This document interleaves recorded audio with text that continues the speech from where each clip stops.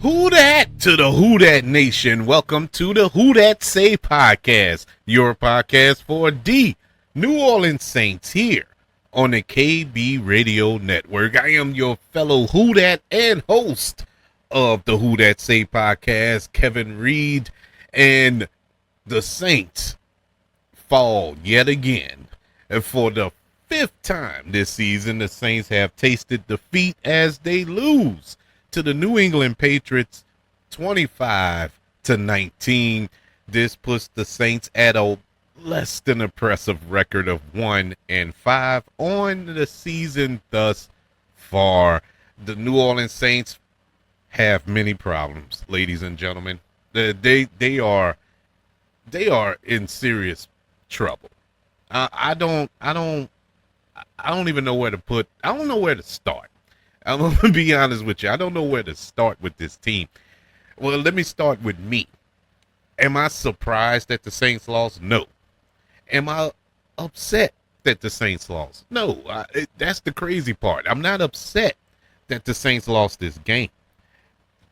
I'm just mind-boggled by the fact that this team finds a new way to lose every week. It's baffling to me that this team cannot put it together. We are 6 weeks into this season, and they look the exact same as they did week one. Or I can go back further. In the preseason, there's nothing improved on this team at all. There are no improvements.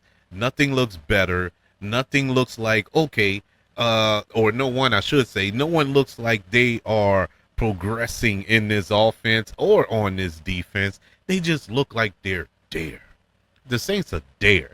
And you go last week. Saints won the game last week. Very impressive. Really happy that the Saints came out with a victory against the New York Giants. But when you sit back and really think about the fact that the New Orleans Saints, they defeated a team that turned the ball over 5 times and only scored one offensive touchdown in that entire game, you really have to sit back and evaluate everything in its totality. That this team struggled. If the Giants only turned the ball over 4 times, the Giants win that game. Just look at it. Look at that game. You know, Giants gave the Saints that game. And we go this week against the New England Patriots, who come into this game, yeah, they're at a record now. They're 4-2, and they came in 3-2, but it wasn't like they were world beaters. They were struggling just like the Saints were struggling. You know, rookie head coach, well, not a rookie head coach, but first-time head coach over there in New England, a quarterback who has something to prove, you know, second-year quarterback just like us. It's carbon copy of each other. But one team looks like they're ready for prime time, where the other team looks like I can't even describe them. I cannot describe the New Orleans Saints right now. Once again, we fast forward to this week, coming off of last week's victory. Saints only scored 1 offensive touchdown. They got into the red zone multiple times and could not punch it in. It makes 0 sense to me. And this is an offensive-minded head coach in Kellen Moore. And you can't figure out how to score points? Yeah, they can move the ball. I give them that. They move the ball up and down the field on the New England Patriots, something they've been doing the entire season. They've been moving the ball on defenses. That's in spite of the offensive line playing like trash. That's in spite of the wide receivers couldn't catch a cold butt naked in the middle of Antarctica. It's in spite of the fact that the play calling has been scarce and that the running game has been scarce. They still are in every single game. They were in this game. There were moments in this game the Saints could have took control, could have took the lead, could have probably held on to that lead and won the game. But at no point did I sit there and watch this game and feel like the Saints were going to win. Even when the first play of the game, when the Saints took that shot down the field, a 53-yard reception by Chris Olave, set him up pretty, and I'm still sitting there like, I don't think the Saints gonna win. And sure enough, what happened? What was the end results of that drive? A field goal. Couldn't do anything with it. They cannot do anything with it. They cannot finish off a drive. We get back to the penalties.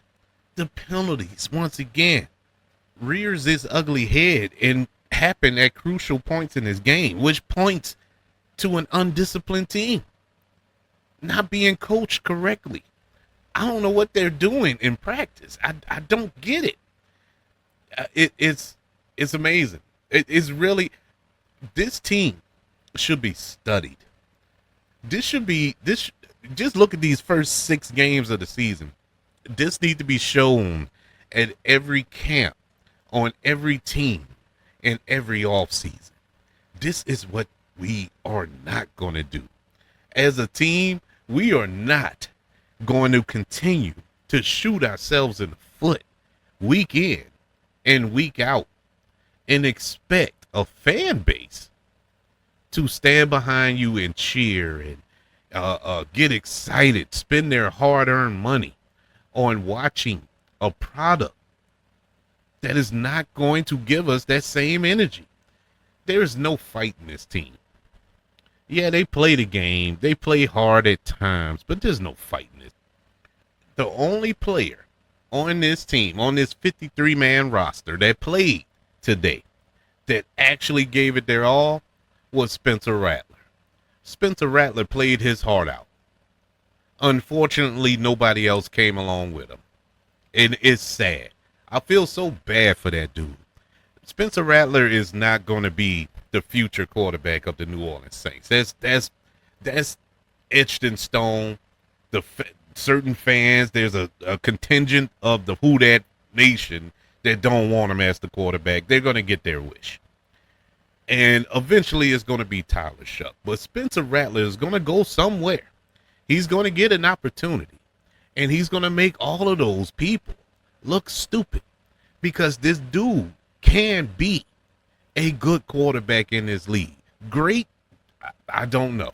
But he can definitely be a good quarterback. You look across the field, look at Drake May. Drake May is not that dude. But you couldn't tell by watching this game today. He tore the Saints defense apart. Tore them up. Ate their lunch. Why? Because they seized opportunities. Spencer Rattler was playing just as good as Drake May. Actually, they were pretty even. When we go over the numbers, they were pretty even the way they played. But you can't tell by the results. Whereas you have the New England Patriots, they scored touchdowns. They finished off drives. Then you have the New Orleans Saints. They kicked field goals. Couldn't finish off a drive. You turn one of those field goals into a touchdown, we're talking we have a different tune right now. We're probably winning the game. It is unbelievable that the Saints cannot finish a drive. Drake May, once again, a second-year quarterback. He completed 3 long touchdown passes. 3. And the Patriots only added a field goal late, but it was all 3 big plays. It was big plays. And those plays,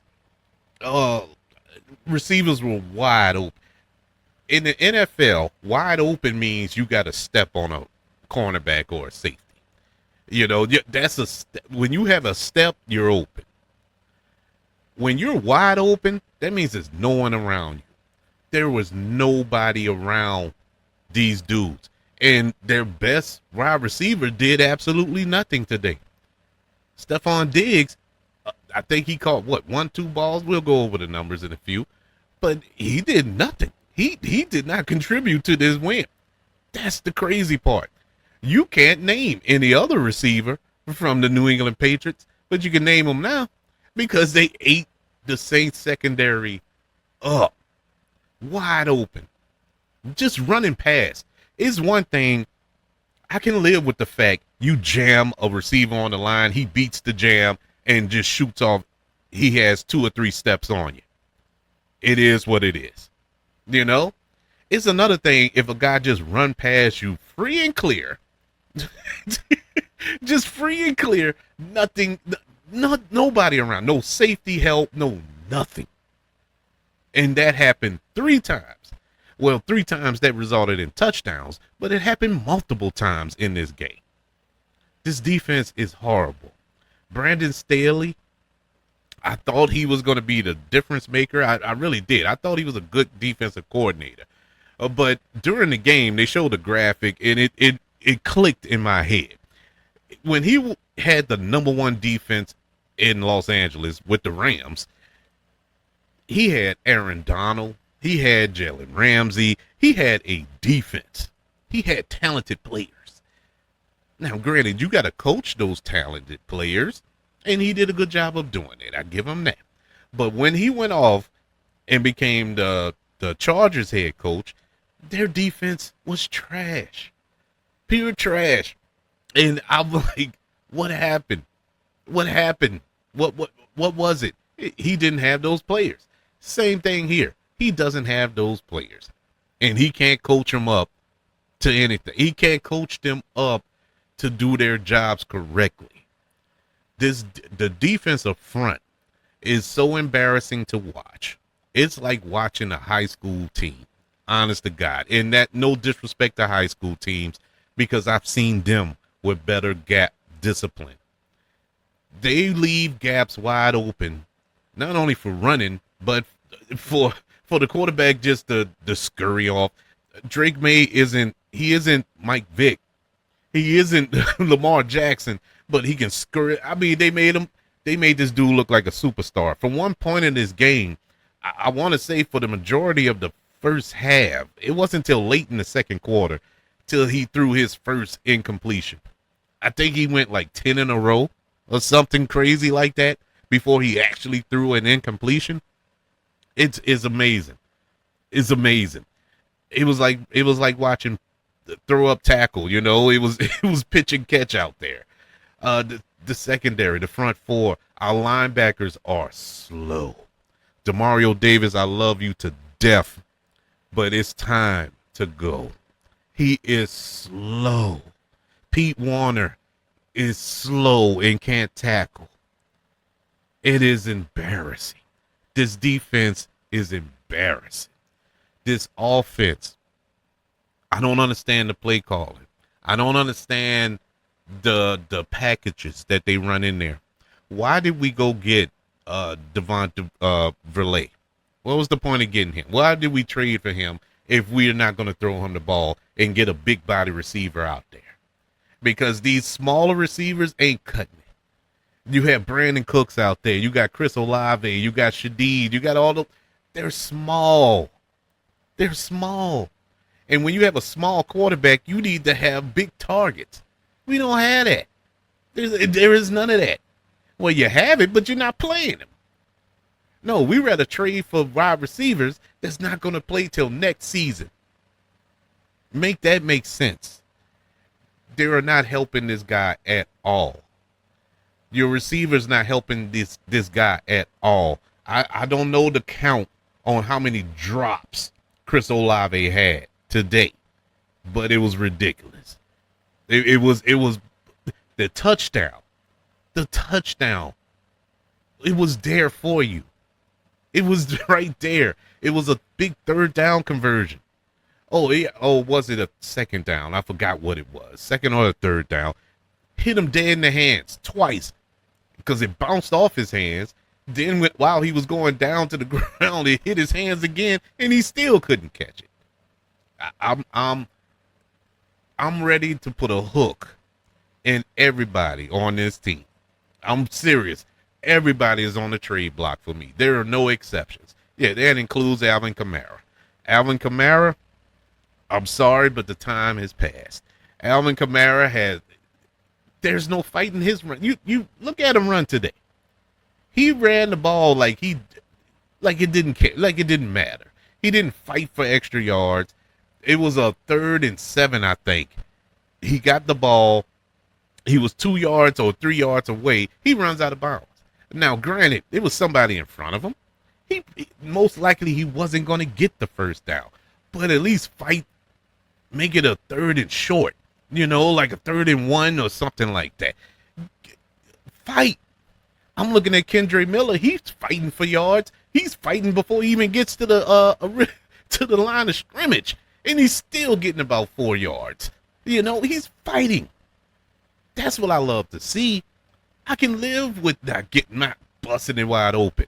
Just give me a fight. There was no fighting him. There was no fighting nobody else. This was embarrassing, man. This was more embarrassing to me than the Seattle Seahawks game. This was embarrassing. There was no effort. There was no situational football being played here because the game was never, at no point, out of reach for the New Orleans Saints.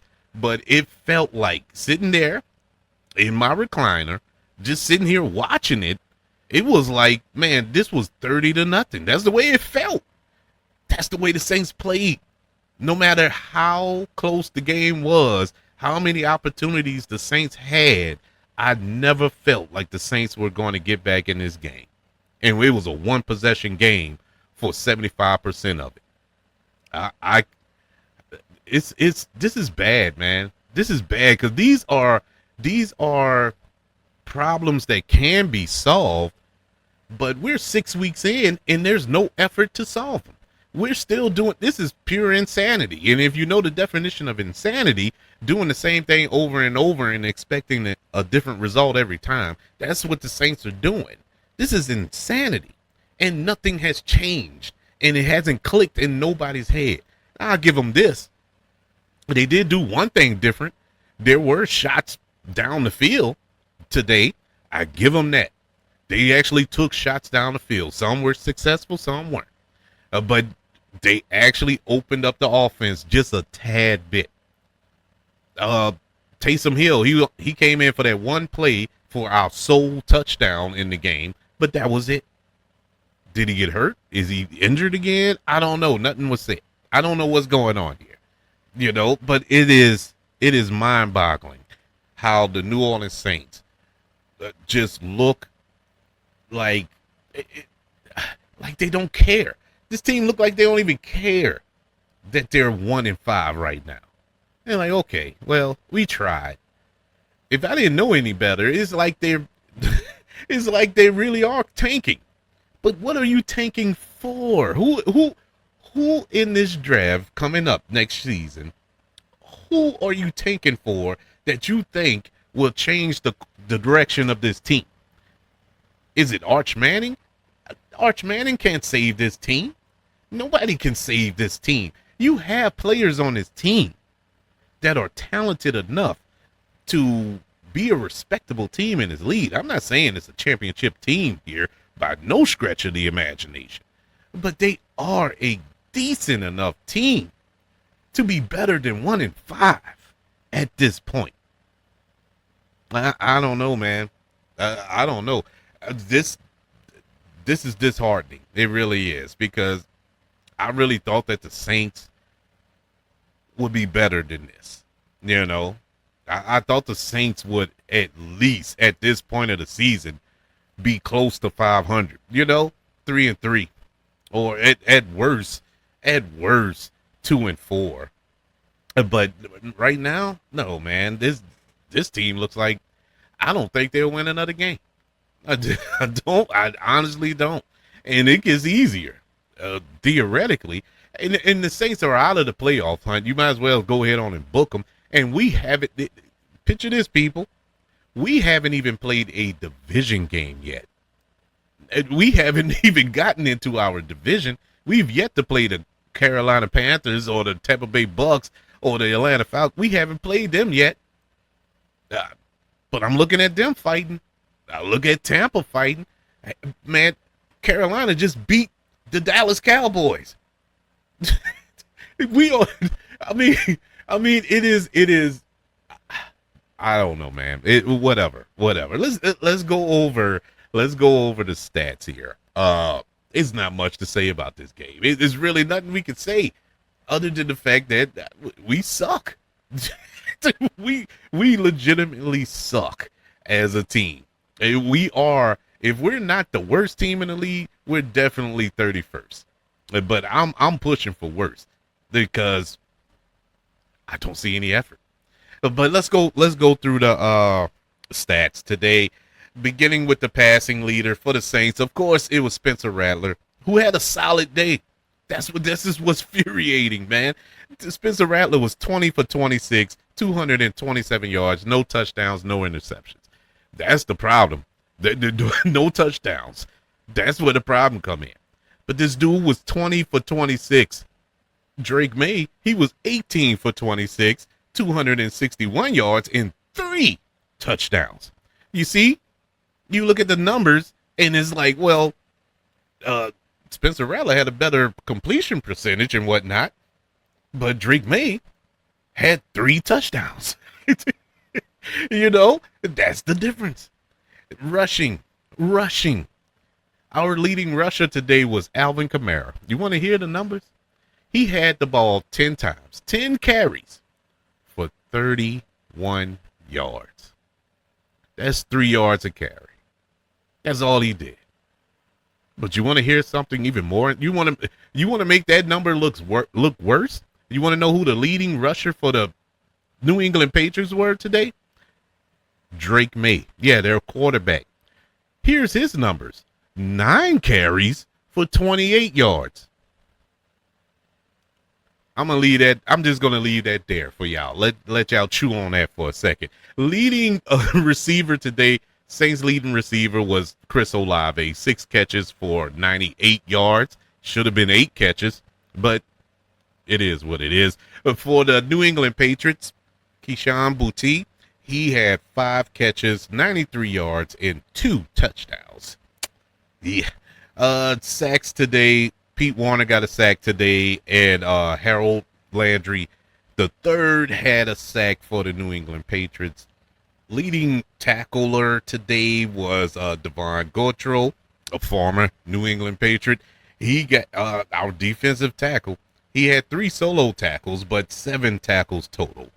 And for the New England Patriots, Robert Spillane, their linebacker, 5 solo tackles, but 11 tackles solo. And I wanted to point this out. It's not normal that your leading tackler in the game is your defensive tackle. I know tackle is in his job title, but it's normally the linebacker or the safety. I've never seen the defensive tackle lead the team in tackles. That is so strange to me. But moving on to team stats, total yards today, the Saints had 296 total yards to New England's 333. Saints had 1 turnover. That was the fumble by Juwan Johnson, the punch out that really just sealed the game for the Saints. And that was it. Saints didn't force any turnovers on New England's side. Total first down, Saints had 17, New England 19. Penalties today, New England, they led with the penalties, 11 penalties for 65 yards. I will say this, and I'm going to be fair and honest here. A lot of those penalties were BS. They messed over. They really were messing over New England. That's another part of this game that was frustrating. The refs were actually looking out for the Saints here. They were trying to give the Saints the game. We still couldn't do nothing with it. Saints had 8 penalties for 67 yards. For third down conversions, or third down efficiency, I should say, Saints were 3 for 9. And New England Patriots were 6 for 13. Fourth down, Saints never attempted a fourth down conversion, whereas New England tried twice and got it once. In the red zone, Saints defense was great in the red zone. Of course, New England never got to the red zone but one time, and they didn't convert. That's when they had 50 penalties when they was at the half-yard line right there on the goal, and they end up being pushed all the way back to the 20 or something like that, and had to settle for a field goal. Saints, they were in the red zone twice, and that's a shock to me because I thought it was 4 times, but they were right outside of the red zone. But anyways, officially they was in the red zone twice. They only got 1 conversion. Time of possession, Saints had the ball for 28 minutes and 16 seconds. New England, 31 minutes and 44 seconds today. The NFC South standings as it stands right now at the time of this recording, Tampa Bay is currently playing. Atlanta plays Monday night, and Carolina had already played at 12. But as it stands right now, Tampa is still in the lead with a 4-1 record. Carolina is 3-3. Yeah, Carolina is 3-3. Atlanta is 2-2. Once again, they play Monday night, and the Saints sit at 1-5. The grades for today's game against the New England Patriots, in case this is your first time listening to the show, how we do the grades: we grade all 4 phases of the game: offense, defense, special teams, and coaching.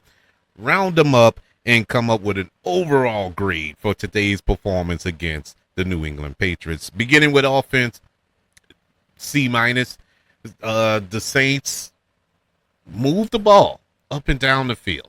They did a great job of moving the ball, yet couldn't get a running game going. Had multiple drops. They couldn't finish off the drives with 6 as opposed to field goal. And a lot of it was play calling. A lot of it was player error. And the end results are a loss. The offense gets a C-. Defense gets a D+. It is inexcusable. You only had 1 sack today. Pressure wasn't there. I mean, Drake May was just frying fish in the backfield. It was nothing for him to do. You know, he had all the time in the world for wide receivers to get wide open, and just waited until them guys got open. I mean, Demario Douglas, I've never heard of this guy, and he ate the Saints secondary up. And the line, anyway, they get a D+. The special teams gets a C+. Field position was horrible, with the punts. The only good thing you have today, oddly enough, is Blake Groupie, who kicked not 1, not 2, not even 3, but 4 field goals today. 4 attempts and 4 made. That's the shocker, because last week he couldn't hit the broadside of a barn, but here we go. He was today's leading scorer. But go figure. Coaching gets a C-.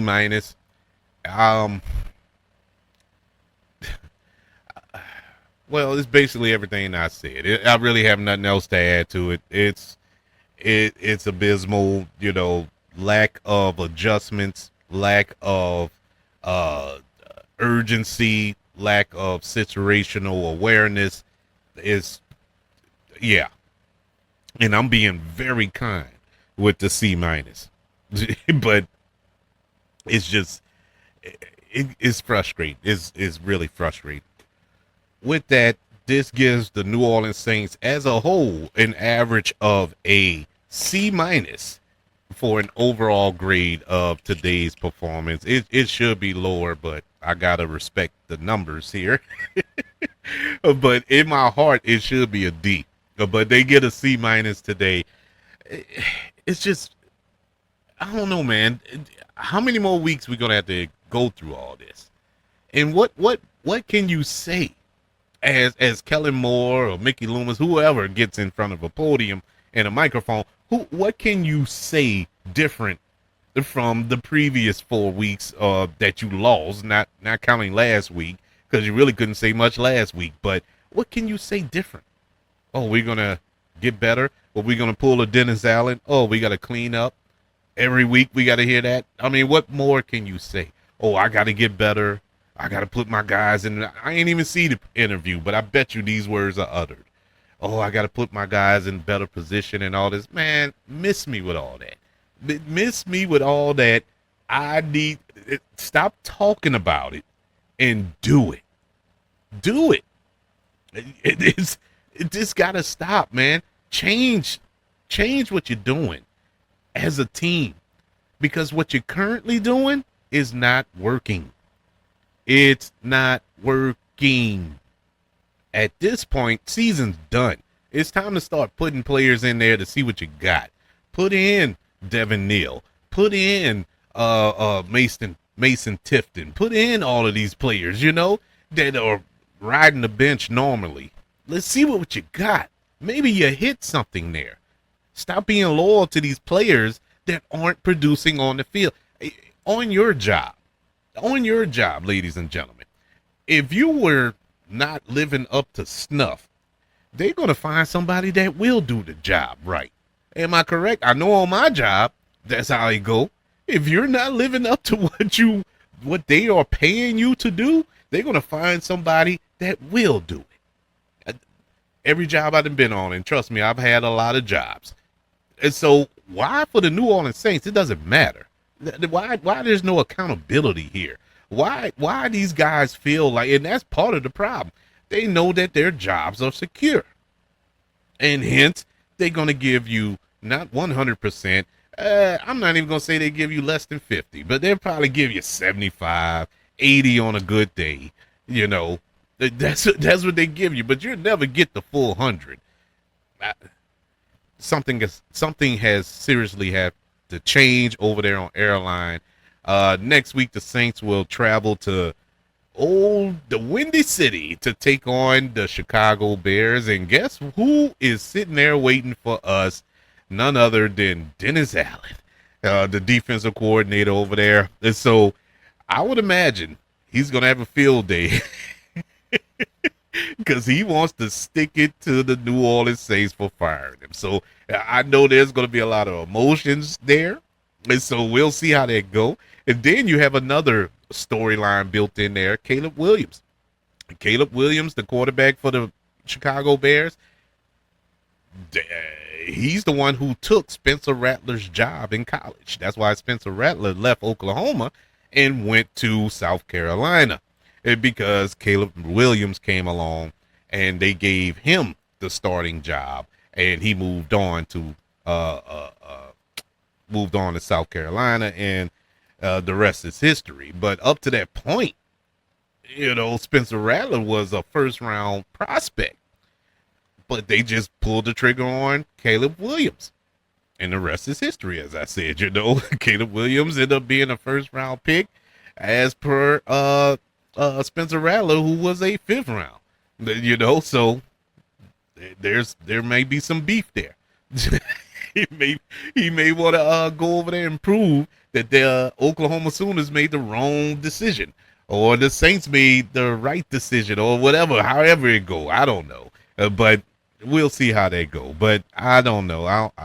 Saints going to lose that game too.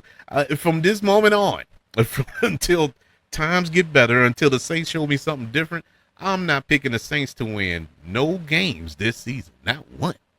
Because they haven't proved that they are willing to change. But that's just one man's opinion. I would like to know, what did you think of today's game? Do you see any signs of hope? And I don't want to hear about Tyler Shough. I don't want to hear about it. Quarterback is the one position on this team that's not the issue. Look deeper than that. Act like you know football. If that's going to be your answer, just keep it to yourself. I don't want to hear about Tyler Shough. There is no spark Tyler Shough can give this team to make any bit of difference. I'm sorry. Tyler Shough will get his opportunity. Trust me.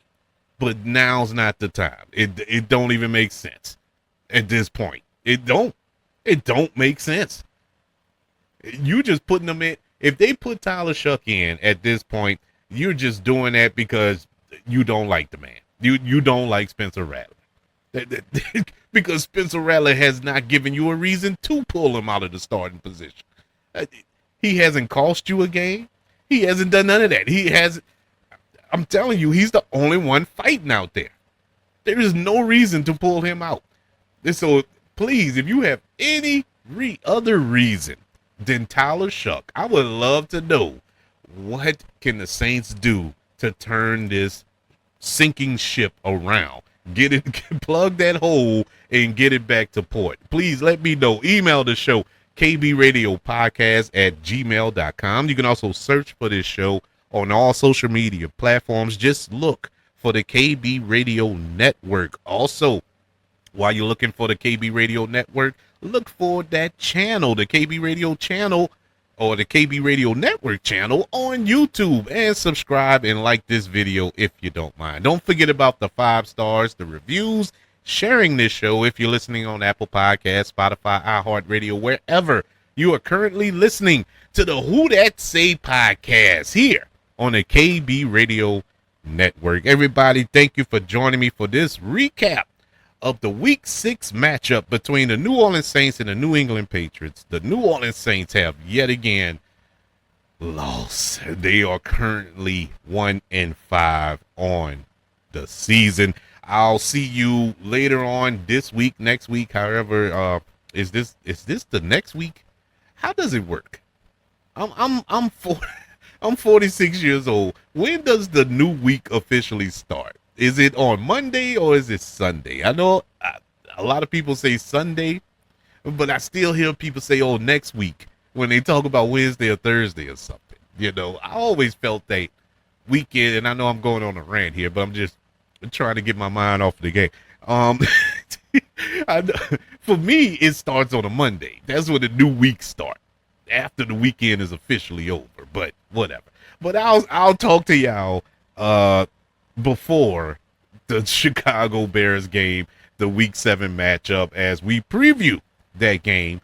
And until then, even though I'm in a state of purgatory right here, don't know if I'm coming or going with this Saints franchise, guess what? I'm still gonna be yelling and screaming from the top of my lungs, who that